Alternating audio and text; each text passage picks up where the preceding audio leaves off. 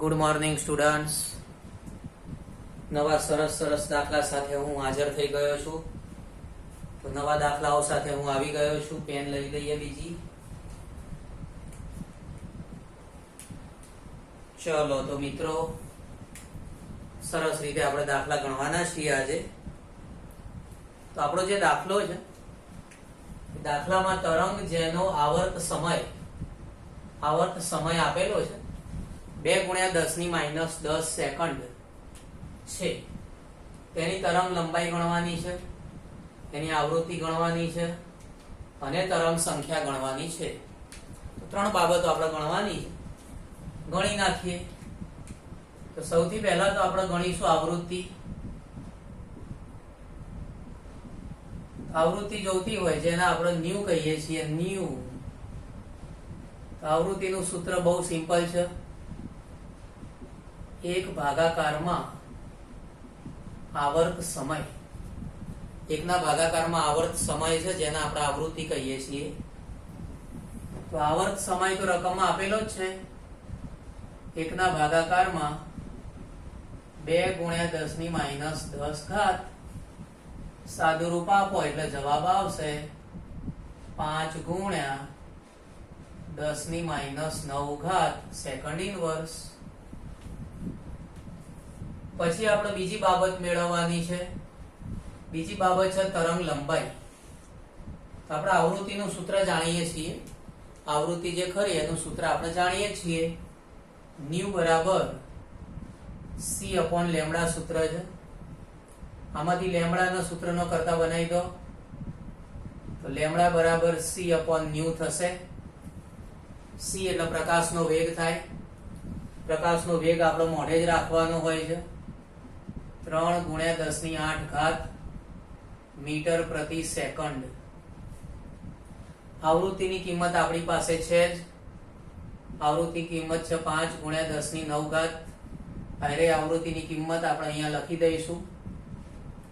આવૃત્તિનો એકમ છે second inverse, જે ભાગાકારમાં છે. સાદુરૂપ આપીશું એટલે તરંગ લંબાઈ મળી જશે. તરંગ લંબાઈની કિંમત આવી 6 × 10⁻²મીટર. 6 × 10⁻² મીટર આવશે. ત્યારબાદ તરંગ સંખ્યાની વાત કરીએ. તરંગ સંખ્યા જે ખરી, જેને આપણે v' કહીએ છીએ, તેનું સૂત્ર છે 1/λ. તો 1/λ, લેમ્ડાની કિંમત છે 6 × 10⁻². સાદું રૂપ આપશો એટલે જવાબ આવશે. આ -2 ઉપર જતી રહે એટલે પ્લસ થઈ જાય. તો ઉપર 100/6 આવશે. આ -2 ઉપર જાય એટલે +2 થઈ જાય. એટલે 100/6 કરવાના. 100/6 કરો એટલે 16.67. એનો એકમ છે મીટર ઇનવર્સ. આ રીતે આપણો દાખલો છે, જેમાં આપણને તરંગનો આવર્ત સમય આપેલો. શું આપેલું છે? આવર્ત સમય આપેલો છે. અને આવર્ત સમયનો આપણે ઉપયોગ કરવાનો છે. તે આવર્ત સમયનો ઉપયોગ કરીને ગણતરી કરીએ.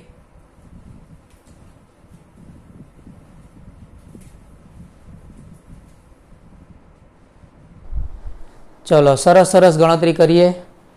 હમણાં માઇકનો વાયર જોડ્યો ન હતો એટલે અવાજ થોડો ઓછો આવતો હશે. હવે તમે જોશો કે અવાજ વ્યવસ્થિત રીતે આવશે. તો જો સૌથી પહેલાં તો આવર્ત સમય આપેલો છે. તો આવર્ત સમય આપેલો છે એનો ઉપયોગ કરવાનો છે આપણે. બરાબર.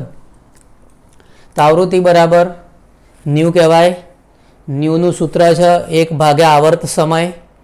એટલે આવર્ત સમયની કિંમત લખશો એટલે જવાબ આવશે 5 × 10⁹ સેકન્ડ ઇનવર્સ. ત્યારબાદ આવૃત્તિ જોવે છે. તો આવૃત્તિ બરાબર c/λ થાય. એના ઉપરથી લેમ્ડા મળી જશે. તો લેમ્ડા બરાબર c/ν. c એટલે પ્રકાશનો વેગ, ν એટલે આવૃત્તિ. જવાબ આવશે 6 × 10⁻² મીટર. તરંગ સંખ્યા એટલે v', જેનું સૂત્ર છે 1/λ. તરંગ લંબાઈની કિંમત લખીશું. ક્યાં છે કિંમત? આઈ રહી. તો આ તરંગ લંબાઈની કિંમત છે એ અહીંયા લખીશું એટલે આવી જશે જવાબ. તો આપણને મળી ગયા છે તરંગ સંખ્યા.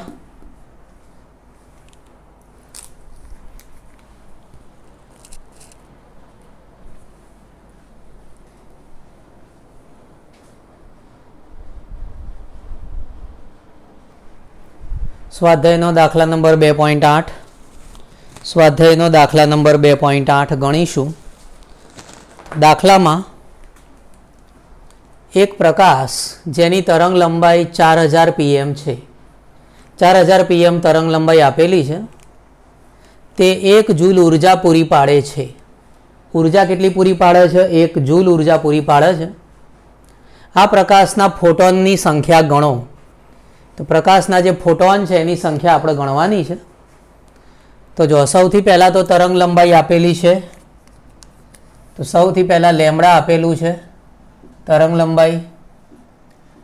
લંબાઈ છે 4000 pm. pm એટલે પિકોમીટર થાય. પિકોમીટર એટલે 10⁻12 થાય. એટલે એ થશે 10⁻12 મીટર. ઓકે, તો સૌથી પહેલાં પિકોમીટર હતું એને 10⁻12 મીટરમાં ફેરવી દીધું. પછી જુઓ કે ઉર્જા આપેલી છે 1 જૂલ. તો આપણી પાસે સૂત્ર છે, બહુ સિમ્પલ સૂત્ર છે કે 1 ફોટોનની ઉર્જા, 1 ફોટોનની ઉર્જા જે ખરી જેને આપણે E બરાબર h ન્યુ કહીએ છીએ, જેને કહેવાય hc અપોન લેમડા. તો આ 1 ફોટોનની ઉર્જા છે, E કહેવાય આપણે એને, જેનું સૂત્ર છે h ન્યુ બરાબર hc અપોન લેમડા થશે. હવે રકમમાં ફોટોની સંખ્યા ગણવાની છે. એટલે ધારો કે આપણે વિચારીએ કે n ફોટોનની ઉર્જા, n ફોટોનની ઉર્જા, તો શું થાય કે આ જે સૂત્ર છે એને n વડે ગુણી દેવાનું. કેમ કે આ કોની છે? 1 ફોટોનની ઉર્જા છે. તો 1 ફોટોનની ઉર્જા છે hc અપોન લેમડા. હવે જો તમારે n ફોટોનની ઉર્જા જોઈતી હોય તો, જો તમારે n ફોટોનની ઉર્જા જોઈતી હોય તો સૂત્ર થઈ જાય nhc અપોન લેમડા. આ n એટલે સંખ્યા છે, બરાબર. તો આ રીતે આપણને મળશે n ફોટોનની ઉર્જા બરાબર nhc અપોન લેમડા. આ 1 ફોટોન માટે હતું, આ 1 ફોટોન માટે હતું, આ 1 ફોટોન માટે હતું. જરા કેટલા છે? n ફોટોન માટેની ઉર્જા છે nhc અપોન લેમડા. આ કિંમત રકમમાં આપેલી જ છે.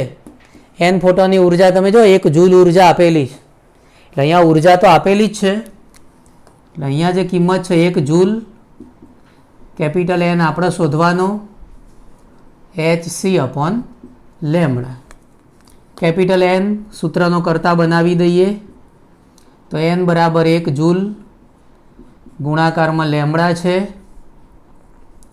ભાગાકારમાં h અને c આવશે. તો nની કિંમત આપણે જોવો છે, તો nની કિંમત આપણે જોવો છે 1 જૂલ. લેમડા એટલે તરંગ લંબાઈ, લેમડા આપણી પાસે છે જ 4000 ગુણ્યા 10⁻12, એટલે 4000 ગુણ્યા 10⁻12 ભાગાકારમાં h એટલે પ્લાન્ક અચળાંક. પ્લાન્ક અચળાંક તમને ખબર જ છે 6.626 ગુણ્યા 10⁻34 જૂલ ઇન્ટુ સેકન્ડ. પછી આવશે c એટલે પ્રકાશનો વેગ. પ્રકાશનો વેગ પણ તમે જાણો છો, તો પ્રકાશનો વેગ છે 3 ગુણ્યા 10⁸ મીટર. સાદુરૂપ આપીશું એટલે સરસ જવાબ આવશે 2.012 ગુણ્યા 10⁻16 ફોટોન. આપણે ફોટોનની સંખ્યા જોઈતી હતી એ મળી ગઈ. તો આપણા દાખલાનો ફરીથી ઓવરવ્યૂ લઈ લઈએ. આપણા દાખલામાં દાખલો નંબર છે 2.8. એક પ્રકાશ જેની તરંગ લંબાઈ 4000 pm છે, તે 1 જૂલ ઉર્જા પૂરી પાડે છે. 1 જૂલ ઉર્જા પૂરી પાડે છે. તો પ્રકાશના ફોટોનની સંખ્યા આપણે ગણવાની છે. તો બહુ સિમ્પલ છે. તરંગ લંબાઈ હતી પિકોમીટરમાં, એટલે 10⁻12 મીટર કહેવાય. પછી આવશે ફોટોનની ઉર્જા. ફોટોનની ઉર્જા E બરાબર hν એટલે કે hc/λ થશે. આ એક ફોટોનની ઉર્જા છે, ખાસ ધ્યાન રાખજો. આજે ખરું ને એક ફોટોનની ઉર્જા માટે છે. ઓકે. પછી આવશે n ફોટોનની ઉર્જા. તો n ફોટોનની ઉર્જા એટલે n hc/λ થશે. તો n ફોટોનની ઉર્જા છે જ આપણી પાસે, 1 જૂલ આપેલું જ છે રકમમાં. તો n છે એના સૂત્રનો કરતા બનાવ્યો, 1 જૂલ લેમડા h જોડે c. કિંમતો લખીશું. લેમડા એટલે તરંગ લંબાઈ 4000 × 10⁻12, પ્લાન્ક અચળાંક 6.626 × 10⁻34 જૂલ ઇન્ટુ સેકન્ડ, પ્રકાશનો વેગ 3 × 10⁸. જવાબ આવશે 2.012 × 10⁻16 ફોટોન.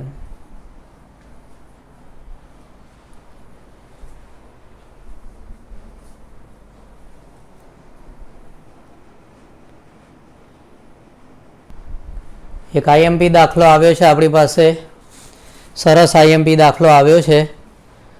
સ્વાધ્યાયનો 2.9 નંબરનો દાખલો છે.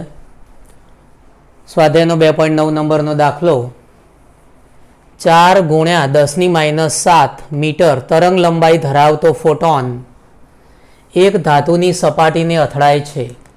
ફોટોન જ્યારે ધાતુની સપાટીને અથડાય ત્યારે આપણે જાણીએ જ છીએ ફોટો ઇલેક્ટ્રિક અસર થાય. કઈ અસર થશે? ફોટો ઇલેક્ટ્રિક અસર થશે. એ વખતે ધાતુનું કાર્ય વિધેય આપેલું છે. કાર્ય વિધેય આપેલું છે 2.13 EV. તો આપણે ગણતરી કરવાની છે. શેની ગણતરી કરવાની? ફોટોનની ઉર્જા ગણવાની, ઉત્સર્જનની ગતિ ઉર્જા ગણવાની, ફોટો ઇલેક્ટ્રોનનો વેગ ગણવાનો છે. બરાબર. તો સૌથી પહેલાં તો આપણે જોઈએ કે કાર્ય વિધેય આપણને ઇલેક્ટ્રોન વોલ્ટ એકમમાં આપેલું છે. આ જે EV એકમ છે જેને કહેવાય છે ઇલેક્ટ્રોન વોલ્ટ.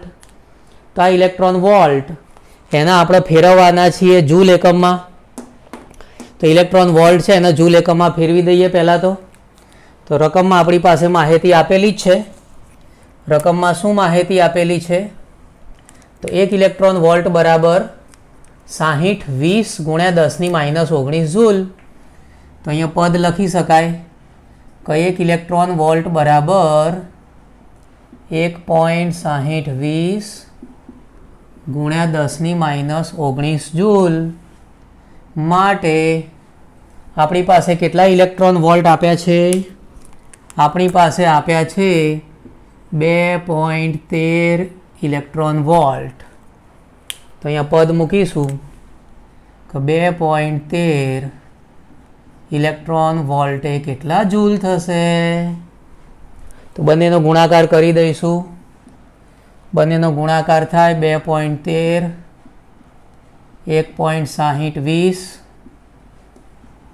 × 10⁻19. તો આમાંથી ગુણાકાર કરશો એટલે સરસ જવાબ આવશે 3.4123 × 10⁻19 જૂલ. તો આ રીતે કાર્ય વિધેય મળી ગયું છે. કાર્ય વિધેય જેને આપણે W વડે દર્શાવીશું, અહીંયા લખી નાખીએ કે આ છે કાર્ય વિધેય. અંગ્રેજીમાં આપણે એને વર્ક ફંક્શન કહીશું. અંગ્રેજીમાં વર્ક ફંક્શન કહેવાય. બરાબર. તો કાર્ય વિધેય મળી ગયું. હવે આપણને એમ કહેલું છે કે ફોટોનની ઉર્જા ગણવાની છે. ફોટોનની ઉર્જા ગણો. તો હવે આપણું સ્ટેપ આવશે ફોટોનની ઉર્જા. ફોટોનની ઉર્જા તો તમને ખબર છે ને. તો ફોટોનની ઉર્જાનું સૂત્ર બહુ સિમ્પલ છે. ફોટોનની ઉર્જા E બરાબર hc/λ. h એટલે પ્લાન્ક અચળાંક. h એટલે પ્લાન્ક અચળાંક 6.626 × 10⁻34. c એટલે પ્રકાશનો વેગ. c એટલે પ્રકાશનો વેગ. તો પ્રકાશનો વેગ આપણને જોવા મળશે 3 ગુણ્યા 10⁸ લેમડા એટલે તરંગ લંબાઈ. રકમમાં તમે જોઈ શકો છો,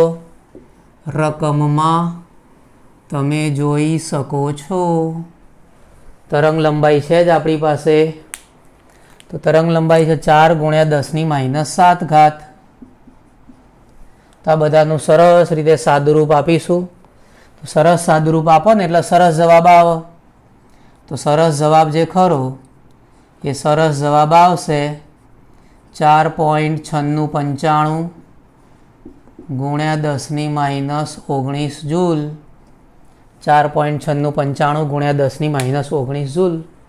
ઓકે, તો આ રીતે આપણને જવાબ મળશે.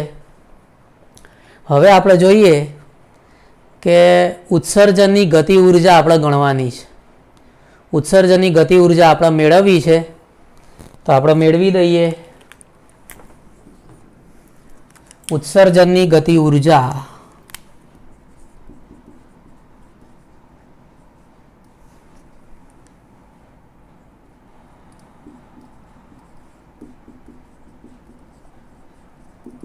તો આપણી પાસે તમે જો ફોટોનની ઉર્જા પણ છે અને કાર્ય વિધેય પણ છે. એટલે ફોટોનની જે ઉર્જા હોય એમાંથી કાર્ય વિધેય બાદ કરો એટલે ઉત્સર્જનની ગતિ ઉર્જા મળી જશે. તો આપણી પાસે મસ્ત સૂત્ર થઈ ગયું, ફોટોનની ઉર્જા, ફોટોનની જે ઉર્જા છે માઇનસ કાર્ય વિધેય બાદ બાકી કરો એટલે તમને જવાબ મળી જશે. કોનો? ઉત્સર્જનની ગતિ ઉર્જાનો. તો સિમ્પલ સૂત્ર છે ને, એ સૂત્ર યાદ રાખવાનું. કયું સૂત્ર યાદ રાખીશું? ઉત્સર્જનની ગતિ ઉર્જા બરાબર ફોટોનની ઉર્જા માઇનસ કાર્ય વિધેય. ફોટોનની ઉર્જા આપણી પાસે અવેલેબલ છે, આ રહી. ફોટોનની ઉર્જા છે 4.9695 ગુણ્યા 10⁻19. કાર્ય વિધેય પણ આપણી પાસે અવેલેબલ છે. કાર્ય વિધેય છે 3.4123 ગુણ્યા 10⁻19 જૂલ. તો તફાવત કરશો એટલે સરસ રીતે ગતિ ઉર્જા મળી જશે. ગતિ ઉર્જા મળશે 1.56 ગુણ્યા 10⁻19 જૂલ. તો ગતિ ઉર્જા મળી ગઈ છે 1.56 ગુણ્યા 10⁻19 જૂલ. હવે ધારો કે આને ઇલેક્ટ્રોન વોલ્ટમાં ફેરવવી હોય, તો જો આને ઇલેક્ટ્રોન વોલ્ટમાં ફેરવવી હોય તો રિલેશન રકમમાં આપેલો છે ને. કયો રિલેશન આપેલો છે? તો આ રિલેશન રકમમાં આપેલો છે. એ રિલેશનનો ઉપયોગ કરીશું. તો જૂલ એકમમાં કિંમત આપી છે 1.56 ગુણ્યા 10⁻19. એના આપણે આના વડે ભાગી દઈશું. કોના વડે ભાગીશું? 1.6020 ગુણ્યા 10⁻19 વડે ભાગી દઈએ તો સરસ રીતે જવાબ આવી જશે 0.972 ઇલેક્ટ્રોન વોલ્ટ. ઓકે, તો પહેલાં દાખલાનો આટલો ભાગ આપણે જરા ફરીથી એક વખત રિવાઇઝ કરી લઈએ. પછી આપણે આ જે ત્રીજી બાબત છે ફોટો ઇલેક્ટ્રોનનો વેગ, એ ત્રીજી બાબત આપણે પછી શીખીએ. પહેલાં આટલું જરા જોઈ લઈએ. તો જો આપણા દાખલામાં ઇલેક્ટ્રોન વોલ્ટ અને જૂલ વચ્ચેનો રિલેશન આપેલો હતો. એક ઇલેક્ટ્રોન વોલ્ટ બરાબર 1.6020 ગુણ્યા 10⁻19 જૂલ. તો રકમમાં છે 2.13 EV. તો 2.13 ઇલેક્ટ્રોન વોલ્ટે કેટલા?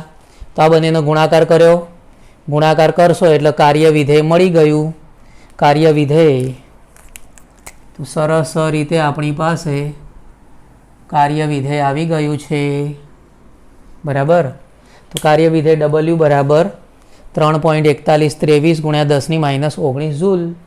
પછી ફોટોનની ઉર્જા E બરાબર hc અપોન લેમડા. h એટલે પ્લાન્ક અચળાંક, c એટલે પ્રકાશનો વેગ, લેમડા એટલે તરંગ લંબાઈ. તરંગ લંબાઈ રકમમાં આપેલી જ છે, તમે જોઈ શકો છો. દેખાય છે ને? તો અહીંયા તરંગ લંબાઈ વડે ભાગીશું એટલે જવાબ આવશે 4.9695 ગુણ્યા 10⁻19 જૂલ. ઉર્જા મળી ગઈ. પછી આવશે ઉત્સર્જનની ગતિ ઉર્જા. ઉત્સર્જનની ગતિ ઉર્જા એટલે ફોટોનની ઉર્જા માઇનસ કાર્ય વિધેય. ફોટોનની ઉર્જા માઇનસ કાર્ય વિધેય. ફોટોનની ઉર્જા આવી રહી, કાર્ય વિધેય આવી રહ્યું. તો બંનેની બાદ બાકી કરશો એટલે જવાબ આવશે. તો પહેલાં જવાબ કયો આવ્યો? 1.56 ગુણ્યા 10⁻19 જૂલ. એના પછી આપણે ભાગી દીધું 1.6020 ગુણ્યા 10⁻19 જૂલ વડે ભાગી દીધું. બરાબર. તો આ રીતે ભાગાકાર કરશો એટલે જવાબ આવશે 0.972 ઇલેક્ટ્રોન વોલ્ટ.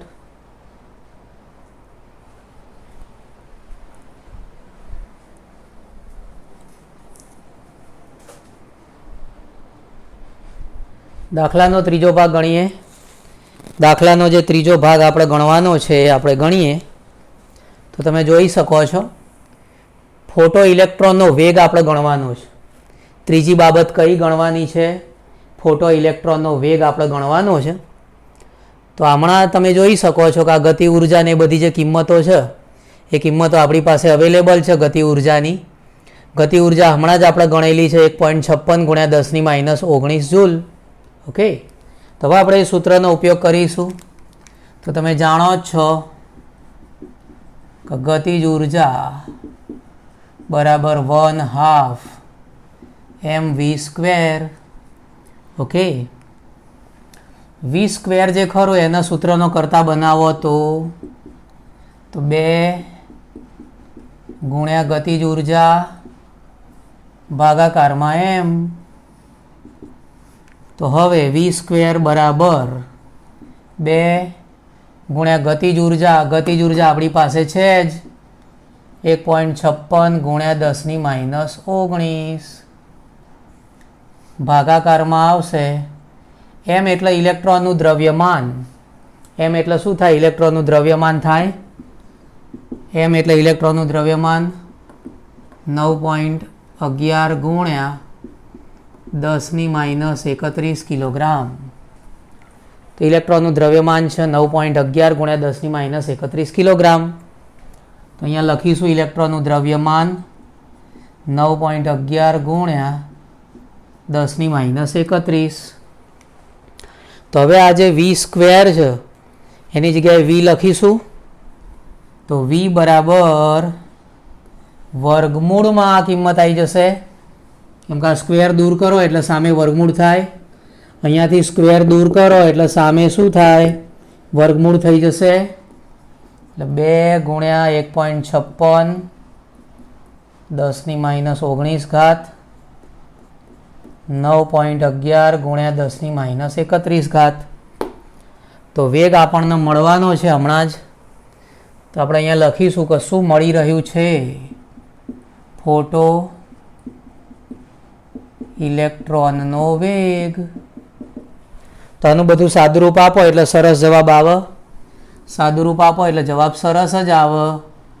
વર્ગમૂળમાં 0.3429 ગુણ્યા 10⁻12. વર્ગમૂળમાં 0.3429 ગુણ્યા 10⁻12. ત્યારબાદ સાદુરૂપ આપો આનું. સાદુરૂપ આપો એટલે કેવો સરસ જવાબ આવશે 0.5855 ગુણ્યા 10⁶. એનો એકમ થાય મીટર પ્રતિ સેકન્ડ. વેગ હોય ને, વેગનો એકમ શું હોય? મીટર પ્રતિ સેકન્ડ. આના આ રીતે બી લખી શકાય 5.855 ગુણ્યા 10⁵ મીટર પ્રતિ સેકન્ડ. ઓકે. તો આ ત્રીજો ભાગ ફરીથી એક વખત. ત્રીજા ભાગમાં ફોટો ઇલેક્ટ્રોનનો વેગ ગણવાનો છે. દાખલામાં આ માહિતી આપણે ગણીને બેઠેલા છીએ. ગતિજ ઉર્જા બરાબર 1.56 ગુણ્યા 10⁻19. બરાબર. તો ગતિજ ઉર્જા બરાબર 1/2 mv² સૂત્ર છે. v² બરાબર 2 ગુણ્યા ગતિજ ઉર્જા ભાગાકારમાં m. તો v² બરાબર 2 ગુણ્યા ગતિજ ઉર્જા ભાગાકારમાં m. m એટલે ઇલેક્ટ્રોનનું દ્રવ્યમાન. તો ઇલેક્ટ્રોનનું દ્રવ્યમાન 9.11 ગુણ્યા 10⁻31. v ન કરતા બનાવો તો આ સ્ક્વેર અહીંથી દૂર કર્યો એટલે અહીંયા વર્ગમૂળ થઈ જાય.